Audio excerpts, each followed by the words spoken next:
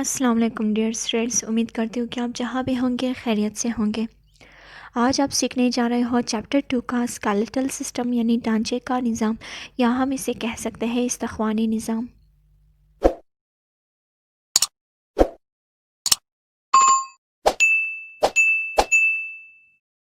Skeletal system سے مراد استخوانی نظام، جیسے کہ میں پہلے بھی بول چکی ہوں، ہماری ہڈیاں جو ہے مل جل کر ہمارے جسم میں مختلف کام کر رہے ہوتے ہیں، تو جب مقصد ایک ہوتا ہے مختلف چیزوں کا تو وہ نظام بناتے ہیں۔ ہڈیوں کے نظام کو ہم کہہ سکتے ہیں اسکیلیٹل سسٹم۔ اسکیلیٹل سسٹم کیا کرتے ہیں؟ ہمارے جسم کو سہارا دیتے ہیں، ہمارے جسم کو خاص شکل دیتے ہیں، اس کے علاوہ جو ہے ہمیں حرکت دینے میں مدد دے رہی ہوتی ہے۔ آگے بڑھنے سے پہلے میں کچھ ٹرمز آپ کے لیے ایکسپلین کروں گی پرشین اور اردو میں۔ ڈائیگرام کی طرف دیکھتے ہیں۔ بونز جو ہیں ہم ہڈیوں کو کہہ سکتے ہیں۔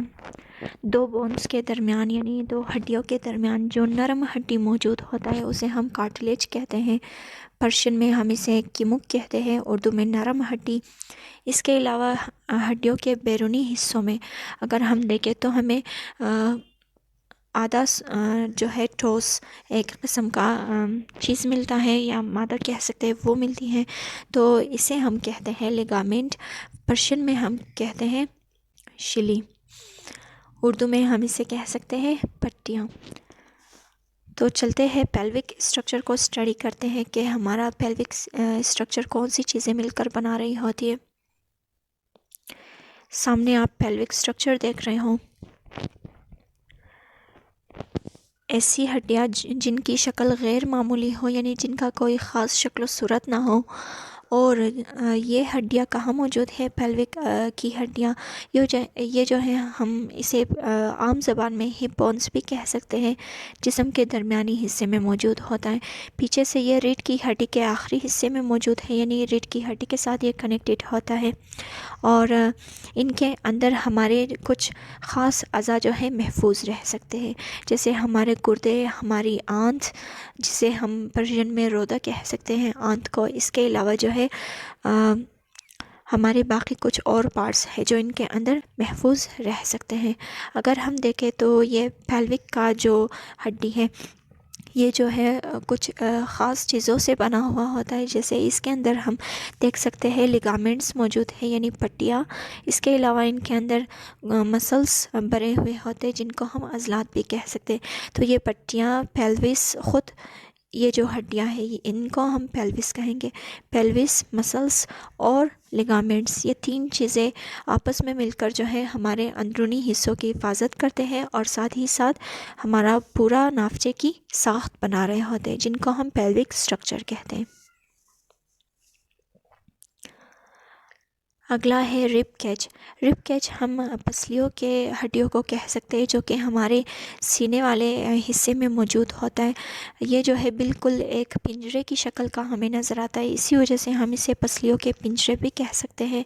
اگر ہم ان کی تعداد دیکھیں تو یہ 12 دانے ہوتے ہیں، باریک باریک ہڈیاں، اور اس کے علاوہ یہ جو ہے ہمارے اندرونی حصوں کی حفاظت کر رہے ہوتے ہیں۔ رب کیج ہمارا جو ہے گوشت سے بھرا ہوا ہوتا ہے، ان کے درمیان گوشت موجود ہوتا ہے۔ اس کے علاوہ ان کے اندر جو ہے کارٹلیج موجود ہوتے ہیں یعنی نرم ہڈیاں۔ اگر ہم رب کیج کو دیکھیں تو اگر یہ نہ ہو تو ہمارے لنگس کی حفاظت نہیں ہوگی، لنگس خراب ہوں گے آسانی کے ساتھ۔ اس کے علاوہ کیونکہ رب کیج کے اندر ہمارا دل موجود ہوتا ہے تو دل بھی کولیپس کر سکتے ہیں یعنی گر سکتے ہیں۔ اسکیلیٹن جو ہے ہمارے جو وائٹل پارٹس ہیں باڈی کا، ان کی حفاظت کرتے ہیں۔ اس کے علاوہ جو ہے اگر ہم اسکل کی ایگزامپل لیتے ہیں، یعنی ہمارے سر کا جو ہڈی ہے وہ کیا کرتے ہیں؟ ہمارے دماغ کی حفاظت کر رہے ہوتے ہیں۔ اگر ہم رب کیج کی ایگزامپل لیتے تو یہ جو ہے ہمارے لنگس کی اور دل کی حفاظت کر رہے ہوتے۔ اس کے علاوہ اگر ہم دیکھیں تو جو ہڈیاں ہیں وہ جو ہے ریڈ بلڈ سیلز بنا رہے ہوتے ہیں، یعنی خون کے سرخ خلیے بنا رہے ہوتے ہیں۔ اس کے علاوہ جو ہے ہڈیاں اپنے اندر کیلشیم بھی سٹور رکھتے ہیں، یا کیلشیم جو ہے ہم نمک کو کہہ سکتے ہیں۔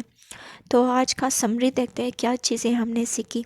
ہم نے سیکھا کہ جو ہڈیاں ہیں وہ ہمارے جسم کی اور ہمارے جسم کے اندر جتنے نازک حصے ہیں ان کی حفاظت کرتے ہیں۔ دوسرا ہم نے سیکھا ریڈ بلڈ سیلز بناتے ہیں۔ تیسرا سیکھا کہ مختلف جو منرلز ہیں یعنی معدنیات وہ ہڈیوں کے اندر جمع رہتے ہیں، یعنی کیلشیم وغیرہ۔ اور اس کے علاوہ ہم نے یہ سیکھا کہ ہڈیاں ہمیں مدد کرتے ہیں حرکت کرنے میں۔ اور تیسرا ہم نے یہ سیکھا کہ یہ جو ہے سپورٹ کرتے ہیں ہمارے پورے جسم کو۔ اس کے علاوہ ہم نے مختلف ٹرمز سیکھے، ہم نے پیلوک کا اسٹرکچر سیکھا، ہم نے ریبس کے اندرونی حصوں کی بات کی، ان کے کام کی بات کی کہ وہ کس طرح سے کام کرتے، کون سے کام کرتے ہیں ہمارے جسم کے اندر۔ تو اگلا ویڈیو جو ہمارا ہوگا وہ ہوگا ڈائجسٹو سسٹم کے بارے میں، یعنی نظام انہضام۔ تو تب تک کے لیے اپنا خیال رکھیے گا۔ اللہ حافظ۔